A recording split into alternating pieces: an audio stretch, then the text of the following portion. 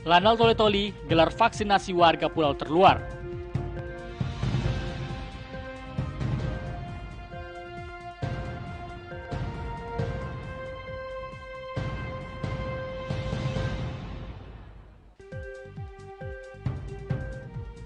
Tim terpadu COVID-19 semprot disinfektan di sejumlah masjid di Kota Palu.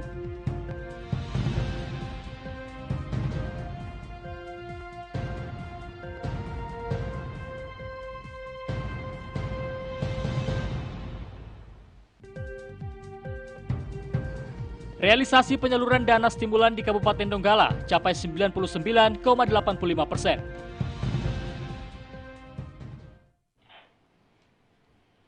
Ya, Assalamualaikum warahmatullahi wabarakatuh. Selamat sore pemirsa TVRI dimanapun Anda berada. Kembali berjumpa bersama kami dalam Sulawesi Tengah hari ini untuk edisi Senin 19 Juli 2021. Saudara, pasca menggelar vaksin di area pelabuhan DD Toli-Toli, Pangkalan TNI Angkatan Laut Toli-Toli kembali menyasar warga pulau terluar. Sebanyak 70 warga secara antusias mengikuti penyuntikan vaksinasi gratis. Dengan menggunakan perahu karet, jajaran TNI Angkatan Laut Toli-Toli mengunjungi salah satu pulau terluar di Kabupaten Toli-Toli, di mana terdapat sebanyak 70 warga yang mendiami Pulau Luntungan mengikuti program vaksinasi gratis. Kegiatan yang bertajuk Serbuan Vaksin tersebut sengaja digelar di salah satu pulau terluar agar semua warga yang jauh dari pusat kota Toli-Toli dapat terjangkau program vaksinasi, di mana selama ini proses penyuntikan vaksinasi hanya terfokus dalam kota Toli-Toli. Lanal Toli-Toli menargetkan pelaksanaan vaksin secara gratis bagi ribuan masyarakat maritim seperti masyarakat yang ada di pelabuhan-pelabuhan, kampung bahari, di pulau-pulau terpencil dan terluar bisa mencapai 70% dari target yang diharapkan. Tujuan digelarnya serbuan vaksinasi tersebut guna memberikan edukasi kepada warga terkait manfaat vaksin yang melindungi tubuh dari ancaman COVID-19. Pangkalan TNI Angkatan Laut Toli-Toli menggelar serbuan vaksin kepada masyarakat pesisir, masyarakat maritim. Dalam hal ini kalau kemarin terpusat di kota Kabupaten Toli-Toli, tetapi kita berinisiatif untuk jemput bola, yaitu kita menggunakan alut kita, Sea Rider kita menuju pulau-pulau terluar. Jadi saat ini kita berada di pulau terluar, di daerah Pulau Luntungan. Target hari ini yang kita vaksin adalah sekitar 70 orang. 70 orang, dan kita berharap semua bisa tervaksin. Masyarakat diminta tidak takut menjalani vaksinasi, karena dengan suntik vaksin, kekebalan tubuh dapat meningkat. Selain itu, selama proses vaksinasi, tidak ditemukan gejala atau efek samping terhadap warga. Bahkan warga mengaku senang dengan kehadiran vaksinasi yang digelar di lokasi mereka. Dari Kabupaten Toli-Toli, Muhammad Sabran, kontributor TVRI Sulawesi Tengah. Ya, saudara, jelang sehari pelaksanaan Hari Raya Idul Adha 1442 Hijriah, pemerintah Kabupaten Buol Tengah mempersiapkan sejumlah acuan guna memperketat protokol kesehatan di masa pandemi COVID-19. Pemerintah Kabupaten Buol terus menekan agar penularan COVID-19 tidak meningkat secara signifikan. Bupati Buol Dr. Amiruddin Rauf memerintahkan kepada jajaran OPD agar pada pelaksanaan sholat Idul Adha tetap dapat dilaksanakan di masjid, namun dengan pengawasan dan kontrol ketat terhadap penerapan protokol kesehatan. Sejumlah kerangka acuan yang telah disepakati bersama, yakni gelaran takbiran keliling ditiadakan. Takbiran hanya dilaksanakan oleh takmir di masjid sampai dengan pukul 22.00 waktu Indonesia Tengah. Di sisi lain, sholat Idul Adha dapat dilaksanakan di masjid, lapangan, dengan ketentuan jumlah jamaah dalam masjid maksimal berisi 50% dari kapasitas daya tampung masjid. Untuk para jemaah yang akan melaksanakan sholat Idul Adha, diminta untuk berwudu dari rumah. Sedangkan untuk pelaksanaan sholat Idul Adha dan khutbah maksimal 15 menit. Selain itu, kata Bupati Buol, sesuai khutbah Hari Raya, diharapkan tidak ada kontak fisik, tidak berjabat tangan. Kepada para lansia, anak-anak, orang dengan suhu badan 37,5 Celcius, serta orang yang saat ini diisolasi mandiri, disarankan untuk tidak datang sholat di masjid. Diharapkan dengan kerangka acuan ini dapat menekan penularan COVID-19 sehingga Kabupaten Buol bisa kembali masuk dalam zona hijau. Dari Kabupaten Buol, Muhammad Sabran, kontributor TVRI Sulawesi Tengah. Saudara, sejak beberapa hari terakhir, lokasi vaksin massal yang dilaksanakan di Kodim 1306 Donggala terus dipadati warga. Terpantau pada Minggu pagi, lokasi vaksinasi massal masih dipadati ratusan warga. Vaksinasi COVID-19 alternatif terakhir untuk meredam penyebaran COVID-19 yang masih mewabah di seluruh dunia, termasuk di Indonesia. Di Sulawesi Tengah, khususnya Kota Palu, sejumlah instansi turut melaksanakan vaksinasi COVID-19 bagi masyarakat secara gratis. Salah satunya adalah Kodim 1306 Donggala yang melaksanakan vaksinasi COVID-19 bagi masyarakat umum sejak beberapa hari lalu. Beginilah suasana lokasi vaksinasi massal yang digelar di Kodim 1306 Donggala pada Minggu pagi. Sejak pukul 7.00 waktu Indonesia Tengah, warga terus berdatangan di depan Kodim 1306 Donggala untuk mengantri. Pelaksanaan vaksinasi massal yang dibuka sejak beberapa hari yang lalu ini disambut baik oleh masyarakat, di mana setiap harinya lokasi pemberian vaksin selalu dipadati masyarakat. Dari pantauan tim liputan TVRI Sulawesi Tengah, masyarakat yang datang melakukan vaksinasi dari semua kalangan, mulai dari warga usia remaja, dewasa, hingga warga lanjut usia. Untuk mencegah kerumunan, pihak Kodim 1306 Donggala mengatur batas warga, di mana hanya diperbolehkan 10 orang sekali masuk. Setiap orang akan dilakukan pengukuran suhu tubuh dan pengisian formulir terlebih dahulu. Rizky Budiman, kontributor TVRI Sulawesi Tengah. Ya, saudara, kita beralih ke informasi lainnya. Jelang pelaksanaan sholat Idul Adha, tim terpadu penegak hukum protokol kesehatan COVID-19 Kota Palu menggelar penyemprotan disinfektan di sejumlah tempat. Salah satunya penyemprotan dilakukan di Masjid Jami Kampung Baru. Berdasarkan surat edaran Gubernur Sulawesi Tengah maupun Wali Kota Palu tentang ketentuan pelaksanaan sholat Idul Adha 1442 Hijriah, pelaksanaan sholat Idul Adha di masjid-masjid di Kota Palu diperbolehkan dengan ketentuan harus mengikuti persyaratan protokol kesehatan yang ketat. Untuk mendukung pelaksanaan sholat Idul Adha di masjid, sejumlah aparat gabungan TNI Polri dan Satuan Polisi Pamong Praja yang tergabung dalam tim terpadu penegak hukum protokol kesehatan COVID-19 Kota Palu. Untuk mendukung pelaksanaan sholat Idul Adha di masjid, sejumlah aparat gabungan TNI Polri dan Satuan Polisi Pamong Praja yang tergabung dalam tim terpadu penegak hukum protokol kesehatan COVID-19 Kota Palu melakukan penyemprotan disinfektan di sejumlah tempat keramaian dan rumah ibadah. Salah satu tempat yang menjadi tempat penyemprotan adalah Masjid Jami Kampung Baru, Jalan Kiai Wahid Hasim, Palu Barat. Sejumlah petugas Satpol PP dan TNI Polri melakukan penyemprotan disinfektan di halaman masjid dan seluruh teras masjid. Kegiatan penyemprotan disinfektan ini juga merupakan salah satu bagian dari persiapan pelaksanaan sholat Idul Adha yang akan diselenggarakan besok. Tim terpadu penegak hukum protokol kesehatan COVID-19 Kota Palu ini terbagi dari 3 tim dan menjalankan tugas di sejumlah titik Palu Barat, Palu Selatan, dan Palu Timur. Tega Kusuma Eko melaporkan. Sementara itu, saudara, pihak Satuan Tugas Percepatan Pengendalian COVID-19 di Kabupaten Parigi Motong membolehkan seluruh rangkaian pelaksanaan sholat Idul Adha 1442 Hijriah di masjid masing-masing. Namun diperkenankan melaksanakan di lapangan terbuka juga. Hal tersebut sebagai tindak lanjut surat edaran Gubernur Sulawesi Tengah dan Menteri Agama, serta Majelis Ulama Indonesia atau MUI tentang tuntutan pelaksanaan ibadah di tengah pandemi COVID-19 sebagai upaya pencegahan penyebaran wabah.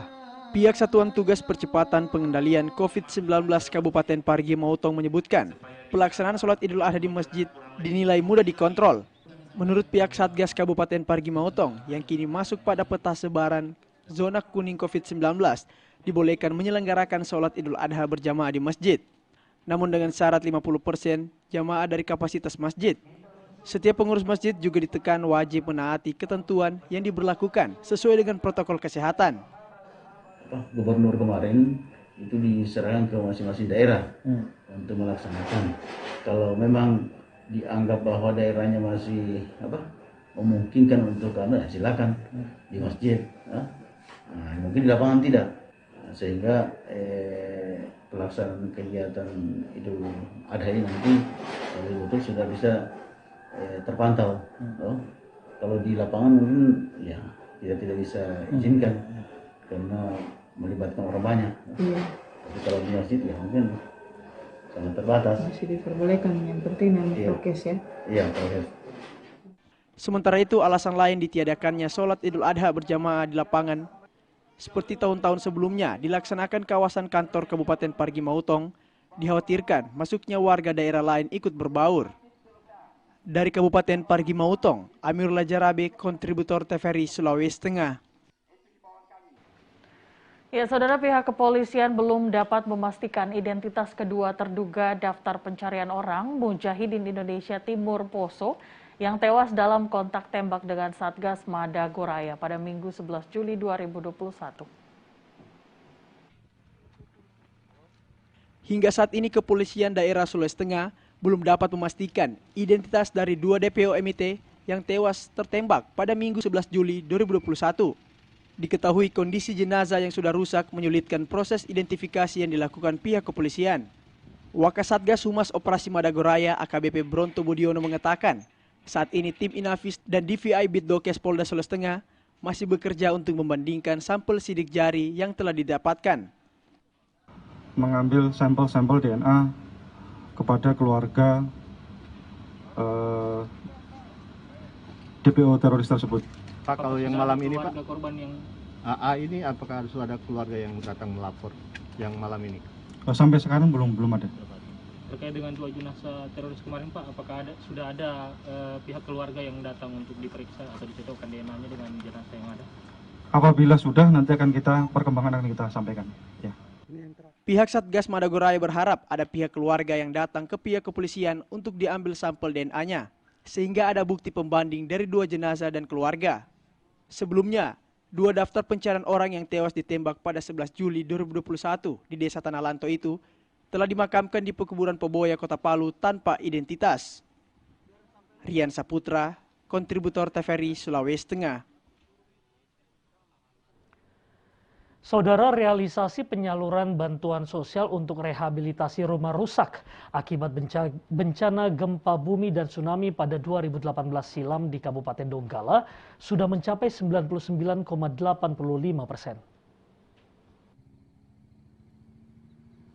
Berdasarkan data hasil rekonsiliasi keuangan dengan 5 bank penyalur bantuan rehabilitasi rumah yang rusak pasca bencana gempa bumi dan tsunami 2018 lalu, realisasi penyaluran bantuan sosial sampai dengan 30 Juli 2021 telah disalurkan dari rekening kas umum daerah ke rekening penerima bantuan sebesar 99,85%.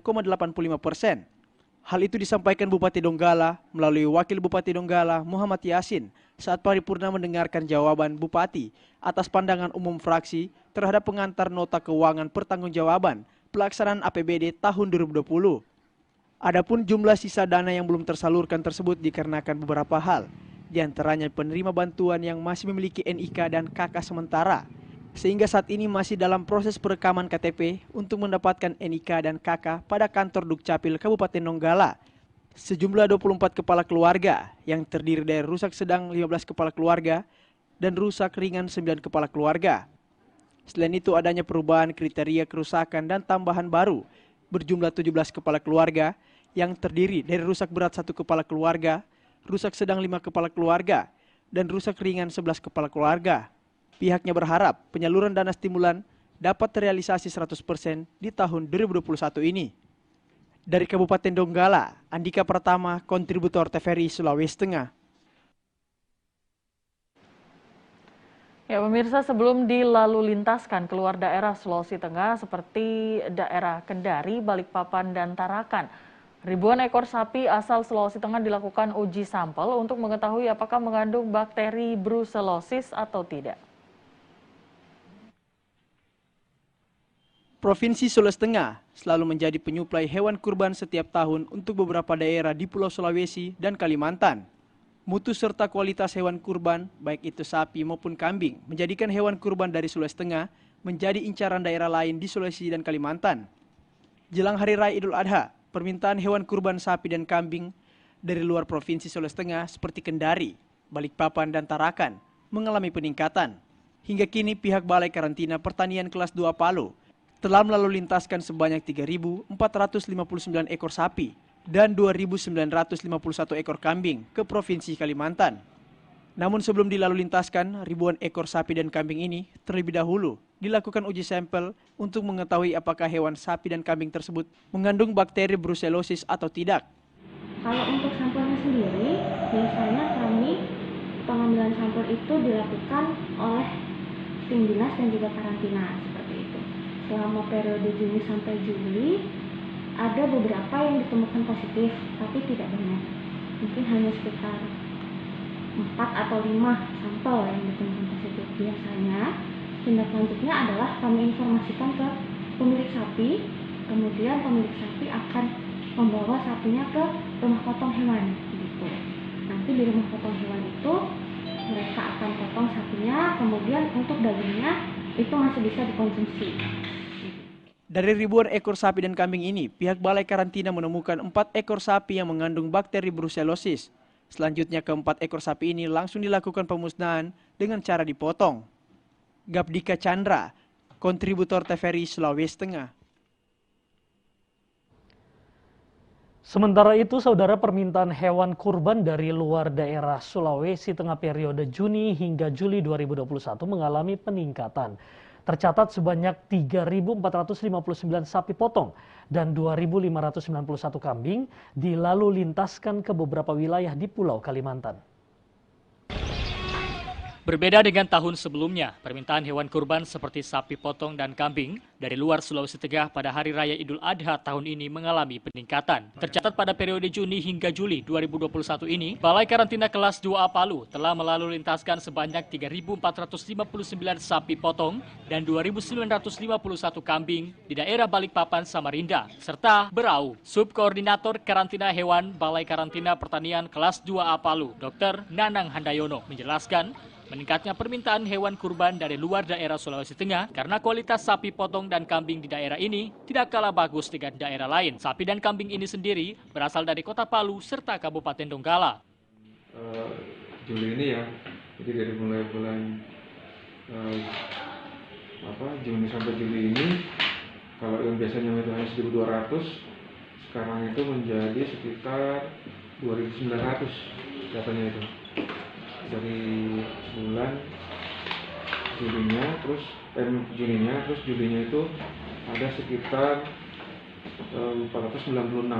Artinya ada peningkatan kalau dari 1.200 ke 3.600 itu, 29 itu sekitar mungkin berapa ya, 50% kali ya peningkatan jumlah sapi yang akan dikirim ke Kalimantan. Gitu. Ini di Samarinda, di Pelabuhan Laut Samarinda, Karyangau, Tanjung Redep. Sebelum diberangkatkan, pihak Balai Karantina Pertanian terlebih dahulu melakukan pemeriksaan sampel hewan tersebut untuk mengetahui apakah sapi dan kambing yang akan dilalu lintaskan ini sehat dan layak dikonsumsi atau tidak.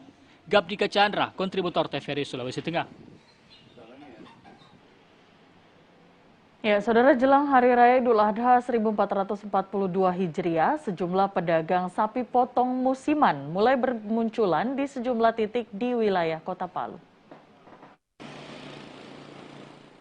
Menjelang Hari Raya Idul Adha 1442 Hijriah atau 2021 Masehi, pedagang sapi potong di sejumlah pasar tradisional maupun di rumah potong hewan mulai ramai didatangi masyarakat. Selain rumah potong hewan dan pasar tradisional, pedagang sapi potong musiman yang menjajakan dagangannya hanya saat Hari Raya besar keagamaan ini juga mulai bermunculan di sejumlah titik di wilayah Kota Palu. Menurut sejumlah pedagang sapi potong, mereka memilih berjualan di sejumlah bahu jalan maupun lapangan di Kota Palu karena lebih ramai dikunjungi oleh masyarakat daripada berjualan di dalam pasar. Selain itu, untuk tempat berjualan mereka sendiri tidak menetap dan selalu berpindah-pindah setiap tahunnya.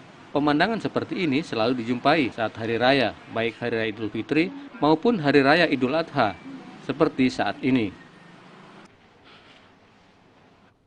Baik, pemirsa, Badan Meteorologi, Klimatologi, dan Geofisika Stasiun Mutiara Sis Al-Jufri Palu memprediksi kondisi cuaca untuk Sulawesi Tengah cerah berawan dengan potensi intensitas hujan ringan. BMKG memperkirakan kondisi cuaca tersebut akan berlangsung hingga beberapa hari ke depan. Berdasarkan analisis Badan Meteorologi, Klimatologi, dan Geofisika Stasiun Mutiara Sis Al-Jufri Palu, Cuaca cerah berawan di Sulawesi Tengah terjadi akibat adanya dua low pressure di Laut Cina Selatan dan Samudra Pasifik yang menarik komponen massa udara basah di wilayah Sulawesi Tengah. Meski begitu, BMKG Stasiun Mutiara Sis Al-Jufri Palu menyebut masih ada potensi hujan ringan di beberapa daerah di wilayah Sulawesi Tengah. Karena sampai saat ini, fenomena Madden-Julian Oscillation masih berada di wilayah Sulawesi Tengah, namun tidak mempengaruhi pembentukan awan hujan. Pihak BMKG Stasiun Mutiara Sis Al-Jufri Palu memprediksi kondisi cuaca tersebut akan berlangsung selama beberapa hari ke depan. Bisa kami laporkan untuk kondisi cuaca dalam beberapa hari ke depan. Ini kami perkirakan akan berlangsung dengan cerah berawan dan berawan dengan potensi hujan ada pada intensitas ringan. Hal ini disebabkan oleh adanya low pressure, ada dua low pressure, yang pertama di Laut Cina Selatan, terus yang kedua ada di Samudra Pasifik. Jadi komponen massa udara basah yang kemarin sempat masuk ke wilayah Sulawesi Tengah akan tertarik ke dalam dua wilayah daerah yang bertekanan rendah.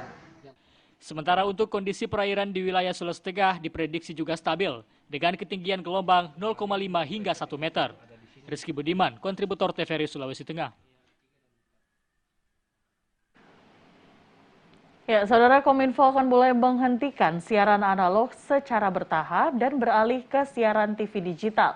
Berikut cara Anda untuk mengetahui apakah TV Anda bisa menerima siaran digital. Pelaksanaan ASO atau Analog Switch Off ALAN segera dimulai. Melalui Kementerian Komunikasi dan Informasi, Kominfo pemerintah akan segera memulai secara bertahap yang dimulai pada 17 Agustus 2021. Mulai tanggal 17 Agustus 2021, TVRI akan memulai tahapan analog switch off di 11 kota dan Batam dan akan dilanjutkan secara nasional pada 2 November 2022. Siaran TVRI sudah dapat ditonton melalui TV digital. Bagi Anda yang ingin segera menikmati siaran digital melalui siaran TVRI, pastikan TV Anda sudah mendukung teknologi DVT. Berikut yang harus Anda perhatikan ketika membeli perangkat televisi baru. Pertama, lihat stiker yang tertera bertuliskan DVT, Digital Ready, Digital Tuner, atau Digital Receiver. Kedua, cek secara manual dengan menanyakan kepada toko yang menjual. Ketiga, memastikan melalui siaran TV untuk wilayah Kota Palu dan sekitarnya. Silakan mencari sub-channel. Pemirsa akan menerima siaran TVRI Nasional, TVRI Daerah, TVRI Budaya, dan TVRI Sport HD. Dan keempat, mengunjungi halaman Kominfo untuk melihat lebih jelas spek televisi yang mendukung siaran digital. Terdiri dari 4 kanal digital. Kanal 1 TVRI Nasional, Kanal 2 TVRI Daerah, Kanal 3 Budaya, dan Kanal 4 Olahraga. Siaran TV digital membuat gambar televisimu menjadi lebih bersih.